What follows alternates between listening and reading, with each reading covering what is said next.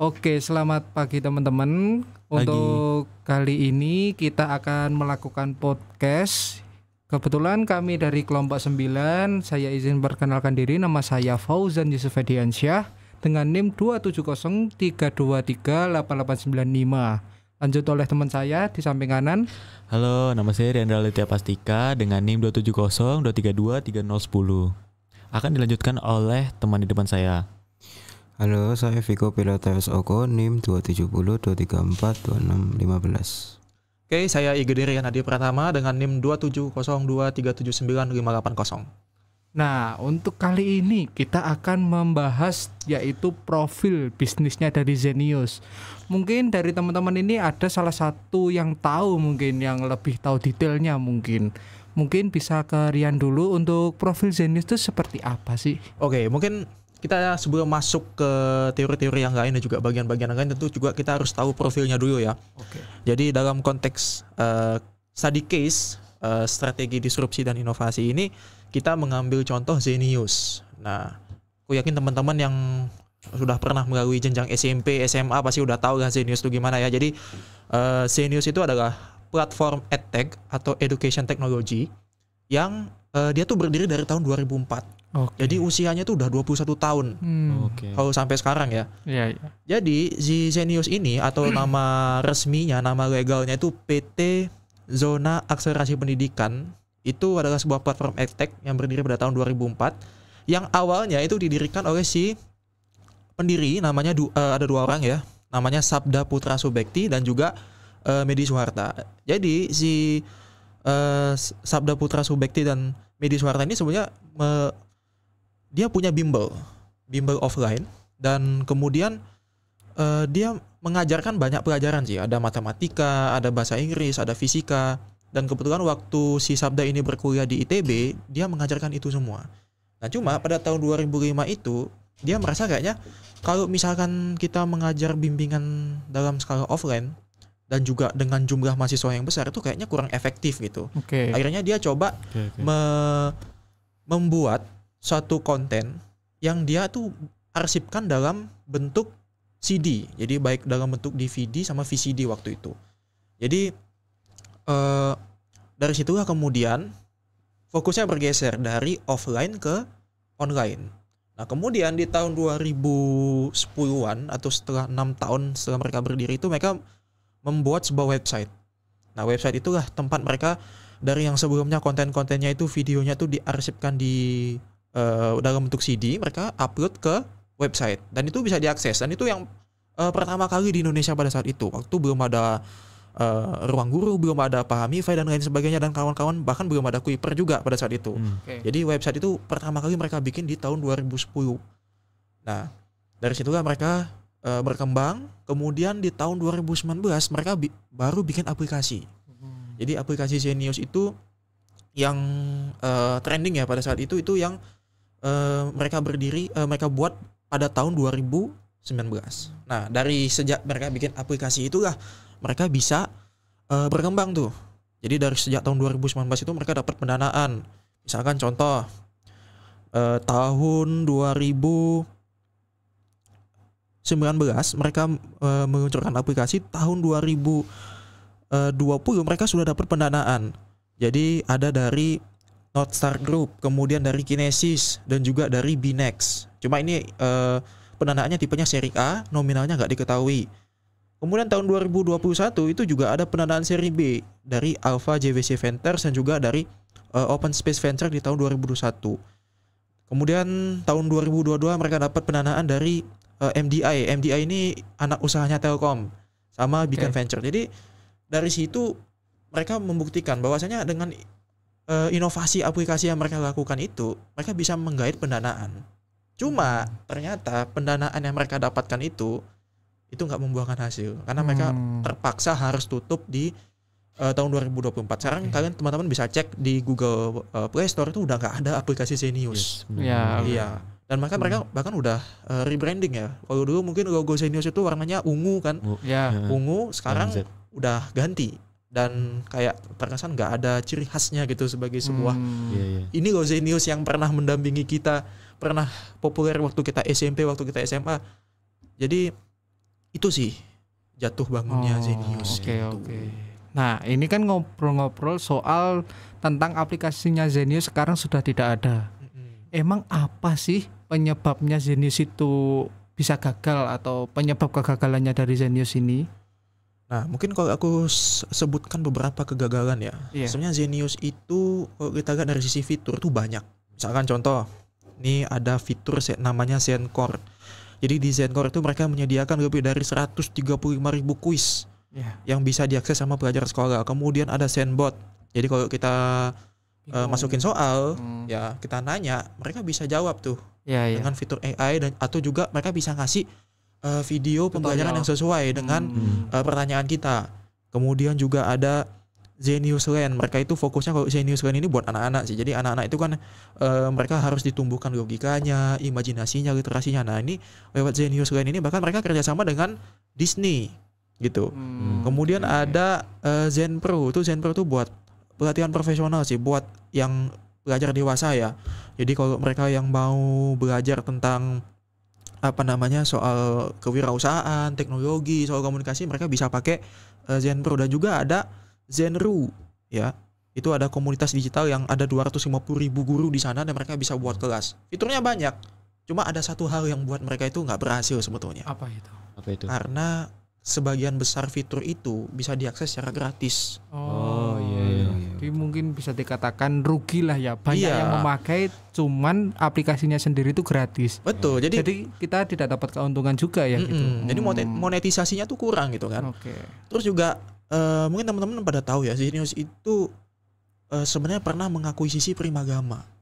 Iya, sempat dengar juga sih. Iya. Jadi kenapa dia mengakuisisi? Pada saat dia mengakuisisi Primagama, tujuannya itu sebenarnya bagus. Cuma ketika dia mengakuisisi Primagama dan juga pengen memperkenalkan konsep hybrid learning itu, nggak jalan karena model bisnisnya kan udah beda kan. Zeniusnya sendiri udah ada kendala soal monetisasi. Ditambah sekarang ada tambahan beban untuk bayar pegawainya Primagama. Ya akhirnya kolaps gitu kan. Nggak berhasil gitu. Gitu. Nah, mungkin teman-teman misalkan audit mungkin ada alasan lain nggak? Kenapa sih si Zenius ini gagal bersaing gitu setelah pandemi ya? Pandemi itu tahun 2020 seharusnya kan mereka bisa menjaga tuh konsumennya. Tapi kenapa mereka gagal tuh tahun 2024? Oh ya, mereka gagal tuh karena ini sih kalau menurutku ya. Kan di 2023 sampai 2024 tuh sudah mulai ini ya, sekolah offline langsung datang gitu. Bener. Nah, dari situ mungkin ketertarikan siswa-siswa kepada kayak website Website belajar. kayak gitu, edtech gitu, jadi kayak kurang karena lebih orang-orang tuh lebih suka belajar langsung gitu kan. Di sekolah sudah diajarin ya. Mereka kalau pakai Zenius pun kayak bosen gitu, gak ada hiburan lainnya juga. Dan juga satu lagi ini sih, mereka terlalu banyak kayak fokus sama operasionalnya gitu sampai lupa kalau pengeluarannya tuh lebih banyak daripada keuntungan yang dia dapat. Itu aja sih menurut aku. Problemnya balik lagi di soal keuangan ya. Karena kan sejak pandemi itu kan mereka udah mulai masuk lagi dan juga minat belajarnya juga sudah istilahnya bergeser gitu dari yang sebelumnya pandemi selama 2 tahun mereka nggak bisa keluar, mereka terpaksa pakai Zenius buat belajar pakai platform-platform lain. Tapi setelah pandemi sudah selesai, akhirnya mereka pilih bimbel yang offline gitu. Oke. Mungkin Viko ada alasan lain nggak kenapa sih kok bisa sih si Zenius ini gagal gitu, meskipun fiturnya tuh banyak gitu kan, terus juga dari sisi brandingnya juga nggak kalah bersaing gitu dengan Ruang Guru atau Pahamify gitu. Nah itu kenapa tuh Viko? Kalau menurutku ini cuma opini pribadi aja. Nggak apa-apa. Ini kalau menurut saya dari apa yang aku pelajarin tentang Zenius, Specify sama Ruang Guru tadi, itu sebenarnya Zenius ini kan kurang lebih setahunya awal mulanya buat dari Ruang Guru sama yang aplikasi lain. Ini menurut saya ini karena ya balik lagi karena keuangan tadi. Padahal menurutku ini sebenarnya Zenius sudah punya struktur yang bagus, apalagi aplikasinya sudah lengkap, jadinya buat kebutuhan tertentu semua udah tercukupi. Tapi mungkin ya karena itu mungkin fokusnya tidak sesuai apa yang mereka butuhin, apalagi pelanggannya itu yang apa kata Adi tadi sudah pindah kebutuhannya. Jadi Mungkin- ada pergeseran di konsumennya sendiri ya. Iya. Gitu, oke. Oke. Nah, ini kan tadi udah tahu nih seluk-beluknya Zenius yang mulai berdiri sampai gagal lah, kegagalan lah, mengalami kegagalan. Sebenarnya siapa sih disruptornya dari Zenius ini yang awalnya bisa berdiri dari tahun 2014 kok hingga gagal di tahun sekarang ini? Oke, jadi kalau dari sisi disruptor ya, Zenius ini meskipun dia senior ya, udah berdiri dari tahun 2004, ternyata ada loh penantangnya dia gitu. Jadi yang pertama itu Ruang Guru. Ruang Guru ini berdiri di tahun 2014 dan mereka berani menantang istilahnya kehadiran Zenius lah, yang pada saat tahun 2010 kan mereka udah bikin website pertama kali dalam bidang pendidikan. Yang jadi tahun 2014 itu Belva Devara sama temannya tuh Iman Usman itu mendirikan Ruang Guru di tahun 2014. Nah, Ruang Guru ini kalau menurut aku dia lebih universal. Kenapa? Karena kalau kita lihat dari sisi fitur ya, ini mereka ini ada banyak nih fitur. Kalau fitur utamanya ya itu ada ruang belajar, kemudian ada ruang guru privat, jadi mereka menyentuh sampai ke pendidikan privat juga. Kemudian ada skill academy, jadi tempat siswa itu bisa mengembangkan skillnya. Jadi bisa, kalau skill itu kalau dalam bidang pendidikan ya sekolah itu mungkin literasi, kemudian juga kemampuan dia dalam menyelesaikan soal-soal hitungan. Kemudian juga ada ruang uji ya. Kemudian mereka itu juga ada 11 fitur yang mereka tujuannya tuh supaya memudahkan penggunanya gitu. Jadi 11 ini aku sebutkan aja ya. Ada zona berlatih, kemudian ada playlist rangkuman, Adapto-X, kemudian ada ruang belajar website, ada ranking Liga XP, lembar belajar, ruang latihan, kemudian ada video belajar kolaborasi, kemudian ada konsep kilat, diskusi, dan UTBK Center. Bahkan itu di tahun 2022. Iya. Dan sekarang pun juga mereka kan berinovasi juga kan. Ada COC, Iya. Clash of COC. Champion. Nah, itu juga karena kan bagaimanapun juga orang Indonesia itu butuh apa ya? Bukan hanya konten tapi juga ada sensasinya, sedikit Iya. tanda kutip sensasinya. Jadi kan dengan COC ini kan mereka beradu tuh yang Iya. pinter Iya. dengan yang pinter gitu kan. Bahkan bukan hanya di tingkat mahasiswa juga tapi di pelajar pun juga ada kan Iya, gitu. ada. Jadi itu sih kalau yang membuatku kenapa Ruang Guru itu menjadi disruptor Zenius yang sukses dan terbukti sampai hari ini masih bertahan gitu kan. Oke. Nah, kemudian yang kedua itu ada namanya Pahamify.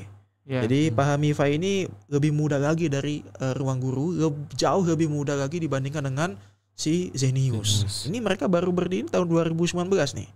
Ya, tahun 2019 dan fokus utamanya itu adalah membantu siswa SMA dalam menghadapi UTBK. Jadi kita tahu kan UTBK itu kan ya sulit. Sulit Nah, banget. sulit, terus juga soalnya banyak, terus juga bahkan sebelum apa namanya 2023 itu kan universal ya. Sebelum itu kan jauh lebih spesifik lagi. Nah, Iya. itu Pahamify itu hadir untuk menyelesaikan kendala siswa SMA itu biar mereka bisa masuk tuh ke PTN impian mereka gitu kan. Itu.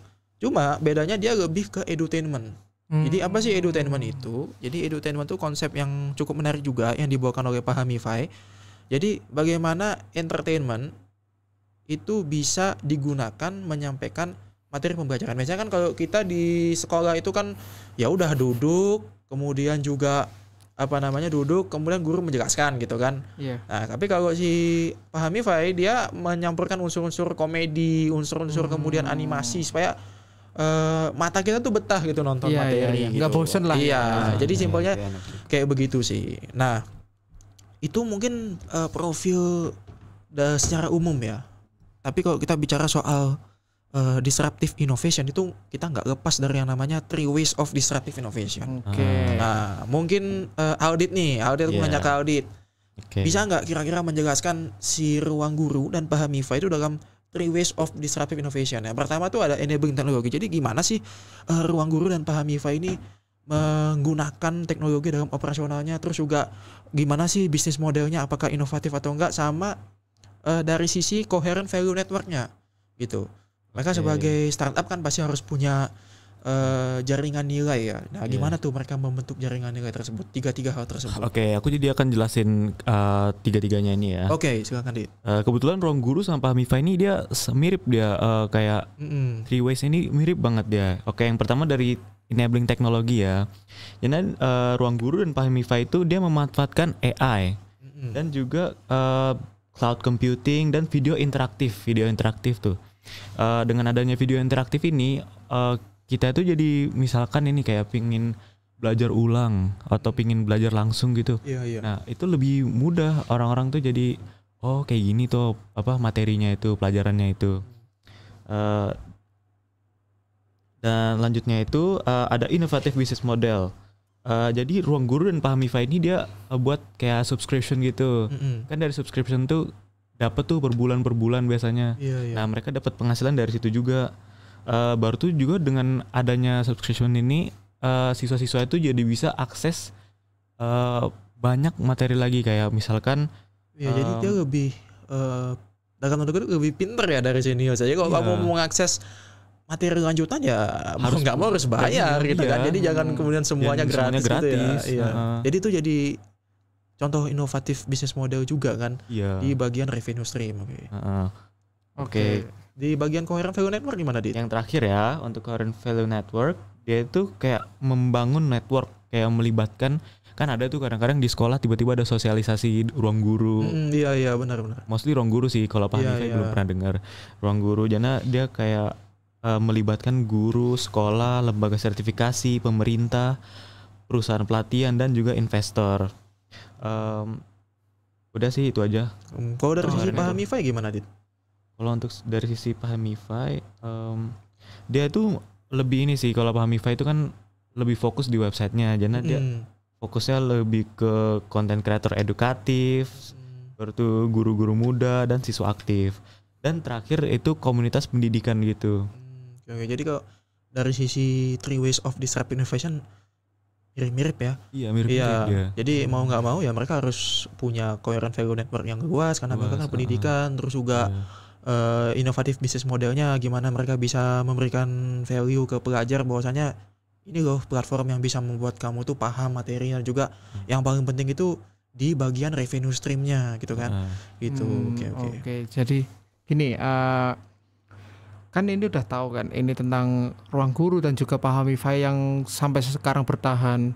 Nah padahal Zenius ini kan hitungannya udah lebih senior lah dibanding Ruang Guru dengan Pahmify. Betul. Sedangkan si Zenius ini sudah berakhir duluan, katakanlah tumbang duluan. Nah, apa sih yang menyebabkan kok bisa bertahannya dari si Ruang Guru dan juga Pahmify ini meskipun setelah melewati pandemi Covid juga?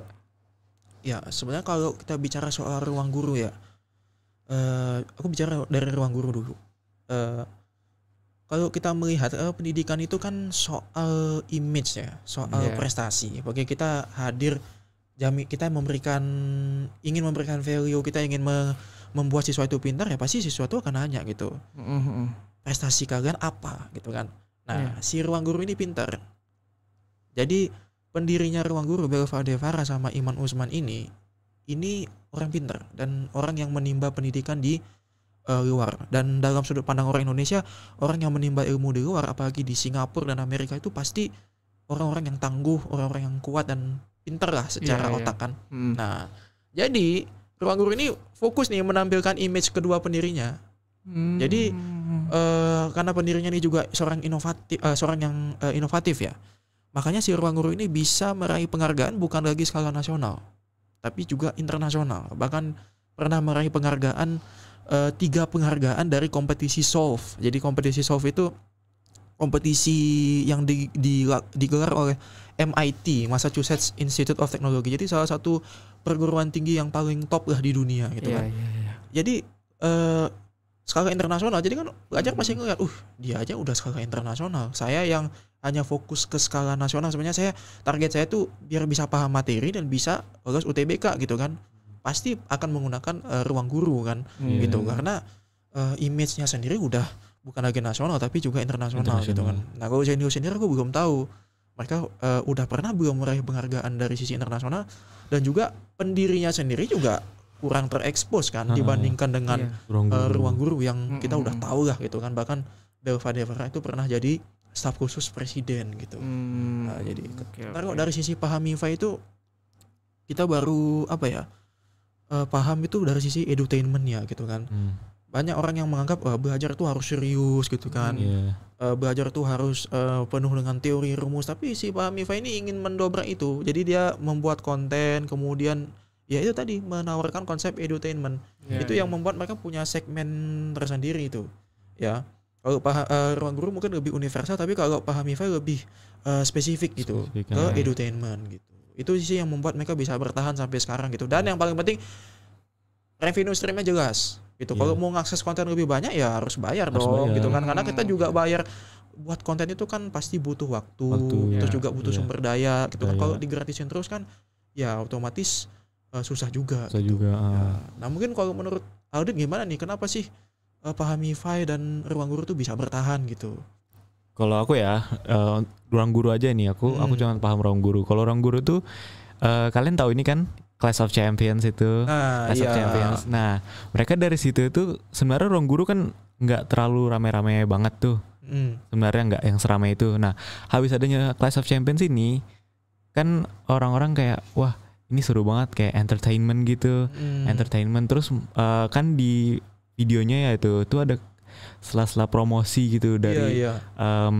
yang itu ikut audisinya, ikut lombanya gitu. Iya. Nah kan kalau lihat orang-orang gitu otomatis banyak yang kayak ih aku ngefans banget sama orangnya ini. Iya. Nah gara-gara ngefans sama orangnya terus dia kayak promosi gitu. Nah jadi audiensnya tuh makin banyak yang pengen nyoba Ruang Guru gitu. Iya, jadi dengan simpelnya kayak dengan Ruang Guru Anda bisa jadi pinter gitu ya. Jadi kayak begitu ya. Padahal sebetulnya ya mereka juga mengangkat tuh kan orang-orang pinter di Indonesia tuh siapa aja mereka kumpulin di Clash of Champions. Kemudian disitulah mereka bisa menonjolkan image gitu. Kalau Anda mau pinter ya gabung saya gitu kan gitu. Iya benar-benar. Nah kalau menurut Viko nih, kenapa kok bisa Pahamify sama Ruang Guru tuh bisa bertahan tuh setelah pandemi ya khususnya ya? Oke, aku akan jelasin buat yang Pahamify ya. Ini maklum karena ini juga masih baru tahu tentang Pahamify. Iya, kita tapi juga baru tahu sih. buat sementara yang tentang Pahamify ini aku suka karena aku sendiri juga punya kesusahan kalau belajar ini terlalu ya klasik lah, boring, cuman ya udah datang kelas selesai belajar lagi gitu. Tapi kalau Pahamify ini aku suka karena ini nggak cuman buatin edukatif tapi juga bisa hiburan juga. Jadi buat aku nih Pahamify ini punya menurutku platform yang bagus, dan juga ini kalau bisa di expand luar dari awal mulanya mereka ini, menurutku ini bisa ngalahin Ruang Guru malah. Karena apalagi menurutku zamannya kita nih sekarang yang konten yang sangat banyak dan biasanya nggak semuanya itu akan menghibur tapi juga edukatif. Pahamify ini juga bisa jadi solusi buat menurutku nih. Oh iya benar. Oke. Nah, ngomong-ngomong soal kembali lagi kita topik ke Zenius. Apa sih pelajaran yang dapat diambil dari kasusnya Zenius ini? Mungkin bisa Rian dulu. Oke. Jadi yang namanya startup itu pasti berisiko tinggi ya. Apalagi kan mereka sudah berdiri dari tahun 2004. Seharusnya mereka tuh bisa belajar gitu dari tahun 2004, kemudian mungkin bukan dari tahun 2004, dari tahun 2010 aja ketika mereka membuat website itu mereka sudah harus belajar bahwasannya gimana saya bisa menggunakan teknologi, enabling teknologi tapi juga bisa mendatangkan revenue stream gitu. Jadi harusnya mereka bisa belajar di situ. Nah, mungkin karena fokusnya itu mungkin udah berbeda ya. Karena kan ada startup yang orientasinya itu pada pertumbuhan. Saya harus bertumbuh dengan masif dengan menggratiskan konten atau istilahnya itu bakar uang gitu dari investor kan. Nah, si Zenius ini itu kalau dalam sudut pandangku dia terlalu berorientasi pada growth, sehingga semua konten tuh gratis, dapat banyak pelanggan, tapi ya ujung-ujungnya begitu. Di saat pandemi yang seharusnya mereka bisa meraih pendapatan yang signifikan, setidaknya meskipun mungkin kalau dari sisi startup ya itu pendapatan itu lebih kecil dari jumlah pengeluaran, tapi itu kan mereka dapat gitu. Ini sama sekali nggak dapat gitu kan dengan jumlah konten yang mereka sudah buat, sumber daya itu ya otomatis mereka kolaps gitu. Nah itu jadi pelajaran penting buat kita bahwasanya boleh kita berorientasi pada pertumbuhan, tapi jangan sampai kita juga membunuh diri kita sendiri. Apalagi kita sebagai startup kan bukan cuma kita doang yang berkepentingan, ada juga investor, ya kan? Dan investornya Zenius ini pasti pada bingung kan. Ini saya baru investasi di tahun 2020. Tapi tahun 2024 udah kolaps. Bahkan awal tahun 2024 itu udah kolaps kan. Jadi selama ini uang saya 2 tahun digunakan di pandemi itu untuk apa aja nih? Gitu kan. Mereka nggak bisa exit strategi gitu kan. Coba kita bandingkan dengan Ruang Guru misalkan. Kalau Ruang Guru itu kalau di IPO ini pasti valuasinya masih tinggi. Ya kan? Jadi si investor pasti bisa exit strategi dengan bagus. Tapi kalau dengan Zenius kan bingung mereka. Ya, di saat belum dari sisi internalnya Zenius, ketika mereka mengakui sisi Primagama aja itu udah menjadi salah juga. Jadi konsep bisnisnya itu harus diperhitungkan, terus juga perhitungan bisnisnya juga harus dikalkulasikan dengan baik, sehingga jangan sampai kita punya konsep saya mau hybrid learning tapi tiba-tiba mengakui sisi Primagama, bebannya jadi meningkat gitu. Jadi ya harus berhati-hati, harus fokus, berhati-hati, boleh berorientasi pada pertumbuhan tapi pikirkan juga pendapatannya bagaimana, terus juga pikirkan juga di masa depan dengan konsep seperti ini saya bisa bertahan atau enggak, apalagi dengan dunia digital ya, dengan pesaing Ruang Guru yang makin ekspansif, terus juga ada Pahamify juga kan, kita juga baru tahu juga ada Pahamify gitu.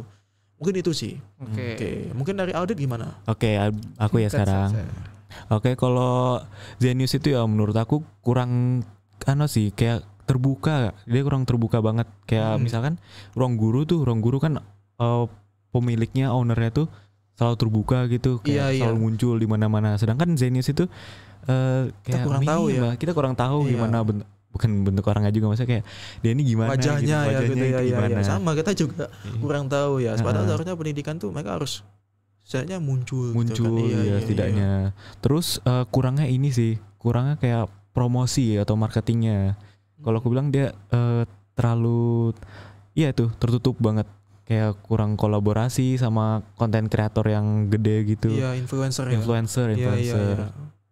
Itu aja sih kalau menurutku. Oke, kalau untuk Viko gimana? Aku pribadi nggak nambah banyak sih, ini cuman buat nambahin aja. Tapi aku kayaknya kurang lebih setuju sama punya opininya kalian nih, karena aku sendiri cuman tahu nama Zenius aja. Karena kalau aplikasi belajar cuman tahunya Ruang Guru itu aja. Kalau Pahamify, Zenius itu cuman tahu namanya doang. Karena itu aku setuju sama punya Aldit ini, karena Zenius ini kurang publikasikan diri, karena itu bisa jadi downfallnya mereka juga. Karena kita sendiri habis liatin tentang Zenius nih, sebenarnya opportunity-nya banyak, apalagi mereka kan kurang lebih awal mulanya buat aplikasi belajar sebelum kayak Ruang Guru atau yang lainnya. Makanya karena kayak gitu Zenius ini ya yang katanya Rian ya buatin kuburannya sendiri. Iya benar-benar. Jadi mungkin karena mereka terlalu fokus gitu ya. Saya ini udah kolaborasi sama Primagama. Padahal kalau kita bicara Primagama juga masih kalah juga kan secara populer dengan GO gitu misalkan kan. Jadi bahkan sekarang kalau bandingin Zenius sama Ruang Guru pun, Ruang Guru juga merambah ke bimbel offline kan, ada outlet Ruang Guru kan. Tapi mereka sangat-sangat berhati-hati tuh, setelah pandemi baru mereka bisa lakukan itu kan. Jadi ya itu sih kurang hati-hati aja kalau Zenius ya. Oke, untuk kesimpulannya dari hasil podcast kita ini bisa disimpulkan untuk Rian saja. Oke, mungkin kalau kesimpulan tentu kita bisa belajar ya dari Zenius bahwa yang namanya di era digital yaitu kunci utamanya cuma satu, inovasi dan jangan lengah gitu. Karena kita bisa menghadapi kita bisa didisrupsi ya oleh pesaing kan. Dan dalam kasus Zenius kita udah tahu sendiri kan, meskipun senior gitu ya, senior tuh nggak menjamin kamu bisa bertahan lama gitu kan. Dan ternyata kalau kita bisa bicara soal Zenius, dari timeline-nya Zenius itu mereka memang menjadi pionir, tapi sekarang justru mereka menjadi almarhum gitu kan. Jadi mereka udah membangun kuburannya sendiri gitu kan gitu. Sayang banget sih. Karena Zenius ini juga istilahnya cukup membantu kan siswa gitu bagus kan. banget materinya Dan sebenarnya. kalau dari mungkin bukan kita bicara dari sisi bisnisnya, tapi dari sisi sosialnya itu sangat membantu banget kan gitu. Apalagi banyak konten yang disediakan secara gratis dan itu udah cukup lah gitu kan. Dengan kondisi pada saat itu belum ada ChatGPT, Gemini kan. Nah itu menurut aku membantu dari sisi sosial, cuma dari sisi bisnisnya ya itu menjadi pelajaran penting juga buat kita bahwasanya sebagai startup itu jangan terlalu ambisius, jangan terlalu fokus pada growth, pada jumlah konsumen. Tapi kalau jumlah konsumennya tinggi tapi mereka nggak bayar, susah juga kan gitu. Terus juga yang kedua kita harus berhati-hati kalau kita mau melakukan akuisisi ya, karena akuisisi itu pasti akan menambah beban, dan apa yang terjadi pada Zenius dengan akuisisi Primagama itu justru menambah beban mereka gitu kan. Terus yang ketiga harus terus menerus menguatkan image gitu, citra mereka tuh harus kuat, jangan hanya mengandalkan saya sudah kerja sama dengan bimbel A dengan tokoh B, tapi ya percuma kan gitu kalau misalkan image-mu sebagai sebuah education technology platform yang dikedepankan dalam pendidikan tuh prestasi, dan itu yang membuat mereka itu kalah saing dari Ruang Guru, meskipun Ruang Guru itu 10 tahun lebih muda dari Zenius gitu.